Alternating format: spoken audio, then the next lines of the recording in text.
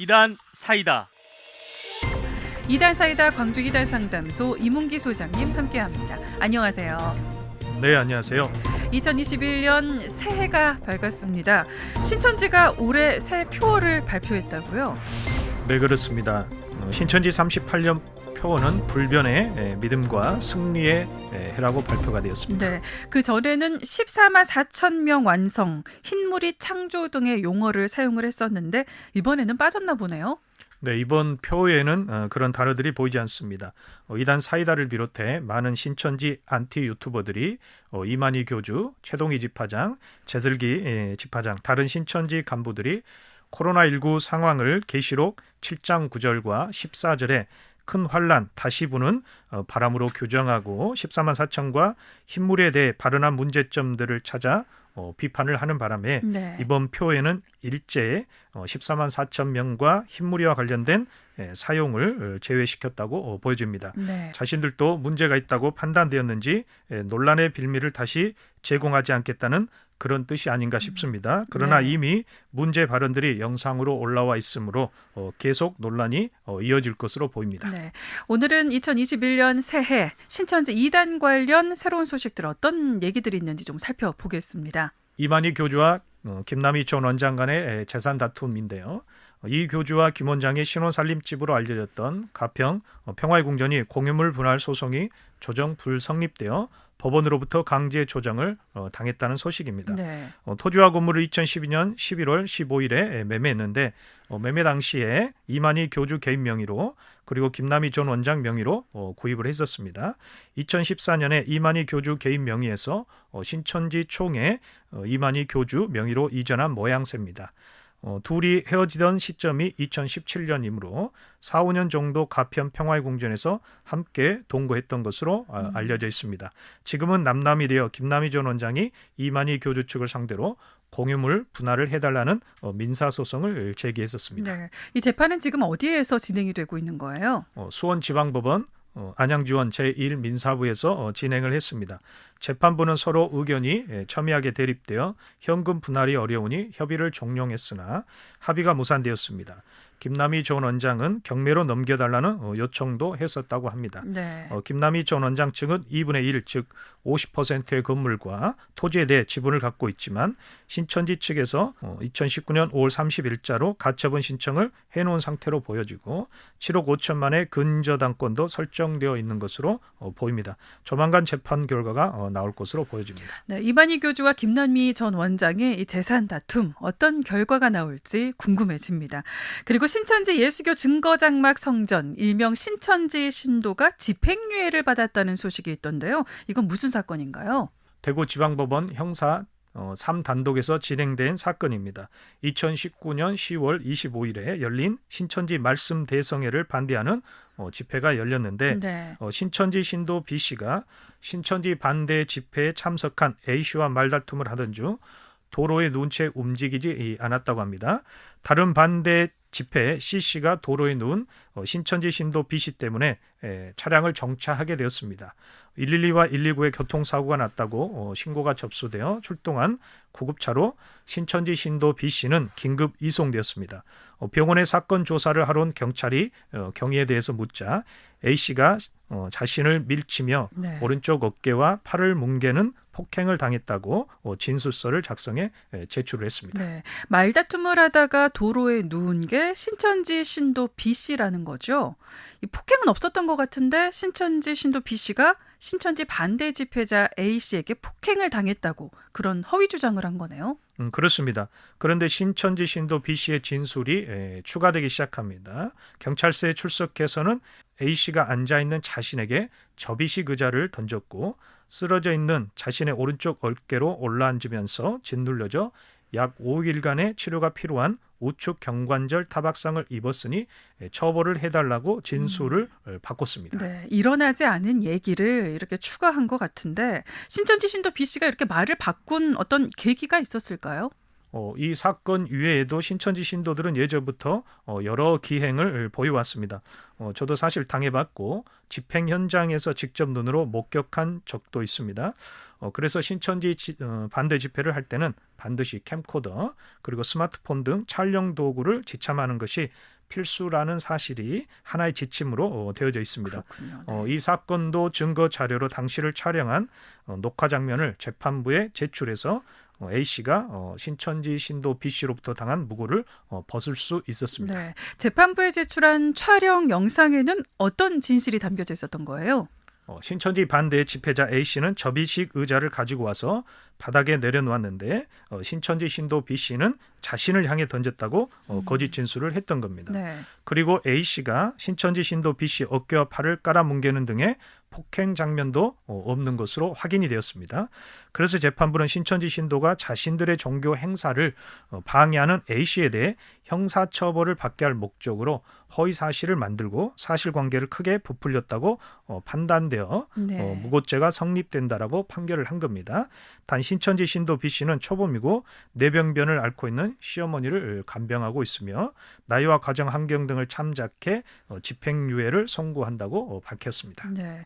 이렇게 신천지 반대 집회를 하는 피해자 가족들을 고소한 신천지 신도들이 도리어 처벌을 받거나 무죄 판결을 받은 사례가 직접 겪으신 사례도 있으시죠? 네, 그렇습니다. 2004년 9월 전남대학교에서 있었던 사건입니다. 당시 신천지 대학생 신도들이 전남대 동아리 연합회를 장악하여 파행적으로 운영하고 있을 때입니다. 전남대 기도학생 연합회에서 신천지 신도임을 밝히라고 수십 차례 요구했는데도 네. 계속 계속 거짓말과 이장 행동을 해서 학교 캠퍼스를 혼란하게 만들어 왔습니다. 약 6년간 그런 행위를 계속해오다 2004년 당시 신천지 광주 베드로 지파 청년 여름 수련회 동아리 회장 유모 씨와 부회장 이모 씨가 참석한 자료가 입수됐습니다. 이 자료를 보여주자 그때서야 자신들이 신천지 신도임을 시인했습니다. 네. 그래서 곧바로 학생자치기구 회의가 열려 자격정지가 되었습니다. 증거인멸을 우려한 학교 측과 함께 동아리방은 공공의 공간이므로 퇴거해달라는 요청을 수차례 했는데 거부를 했습니다. 그래서 학생들이 들어가 동아리방에서 퇴출을 시켰던 일이 있습니다. 네. 동아리 회장과 부회장이 신천지 신도라는 이 증거 자료를 소장님이 입수해서 보여주셨던 거죠? 네, 그렇습니다. 그럼 그때 그 사건은 그렇게 쉽게 마무리가 됐나요? 그렇지 않습니다. 신천지 대학생 신도 3명이 저와 대학생 10여 명을 북부경찰서에 고소를 했는데 저와 대학생 10여 명이 자신들을 폭행했다고 진술을 한 겁니다. 네. 그래서 저희가 밤 7시부터 다음 날 아침 6시까지 이 밤샘 조사를 받고 경찰서를 나왔습니다. 네. 그런 일이 없었는데도 불구하고 폭행을 당했다고 이 신천지 신도들이 주장을 했다는 건데 자신들이 폭행당했다고 주장한 증거들을 제출을 한 건가요? 그 신천지 대학생들은 병원에 누워있는 사진들을 증거로 제출했고 그리고 자신이 폭행을 당했다는 내용과 함께 사진을 전단지로 만들어서 전남대학교 대학 캠퍼스에 뿌리고 다니기도 했습니다. 네. 그런데 증거 사진을 자세히 보면 병원에 입원하면서 기본적으로 우리가 닌겔 주사를 맞습니다. 그런데 닌겔 주사를 맞고 있는 모습이 아닌 누워만 있는 사진이었고 20여 명에게 폭행을 당했다고 했는데 그럼 온몸이 타박상이나 골절 흔적이 있어야 합니다. 그런데 하나도 보이지 않고 목 부분에 몸싸움을 하며 나타나는 빨간 자국만 보였습니다. 사건 조사하던 강력계 그 형사분들이 당시에 웃음을 보였고 당시에 캠코더로 촬영한 영상도 있어서 그 자료를 증거로 제출해서 결과는 무혐의로 나왔습니다. 네. 비단 이 사건뿐만은 아닐 것 같아요. 이와 비슷한 또 다른 사건들도 있겠죠.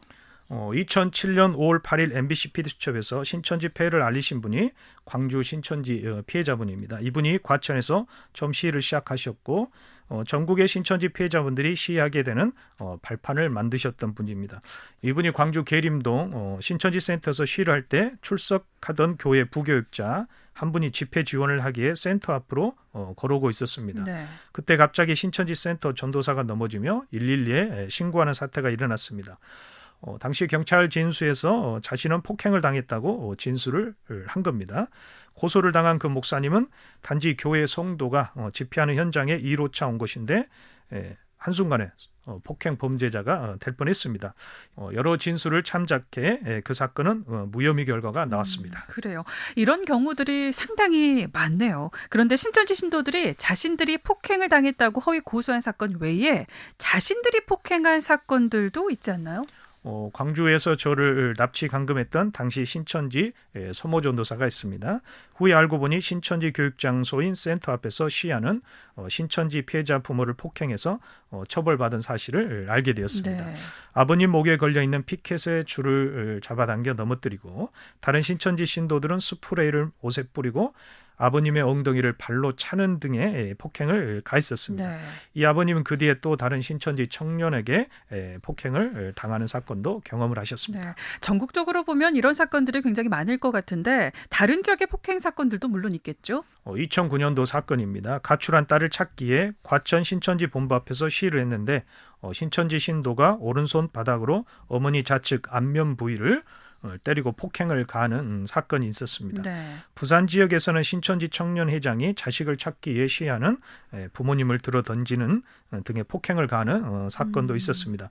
2009년에는 대전 서구 가장동 신천지 교육장 유니문화원 앞길에서 신천지에 빠져 가출한 자녀를 찾기 위해 시위를 하고 있던 중 신천지 교회 신도 최모 씨가 신천지 다른 신도들과 함께 시위하는 피해자 어머니를 밀치고 잡아당겨 넘어뜨리며 네. 어머니의 머리를 2, 3회 때리는 그런 사건이 발생했습니다. 이 사건은 쌍방으로 고소가 된 사건입니다. 이 사건들의 결과는 어떻게 됐어요?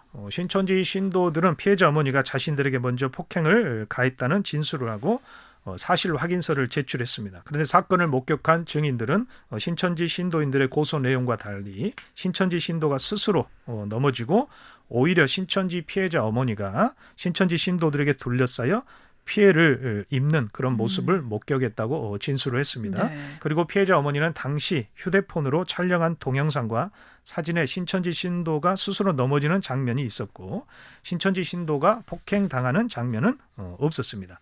그래서 신천지 신도는 형사처벌을 받고 피해자 어머니는 무죄를 선고받은 그런 네. 사례가 있었습니다.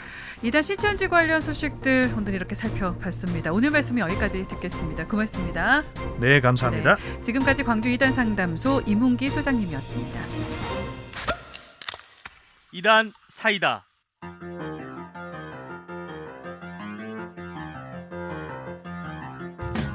광주 CBS는 이단의 피해로부터 성도들을 지키기 위해 한국교회와 함께하고 있습니다. 매주 목요일 찬양의 꽃다발 2부 이단 사이다 코너를 통해 이단 전문가와 함께 이단에 대한 실체를 시원하게 알려드립니다. 이단에 대한 궁금증이 있으신 분들은 문자나 인터넷 홈페이지를 통해 문의해 주시면 이단 전문가를 연결해 드리거나 그 궁금증을 해결해 드립니다. 이단 사이다 다음 주 목요일 이 시간에 계속 함께할게요.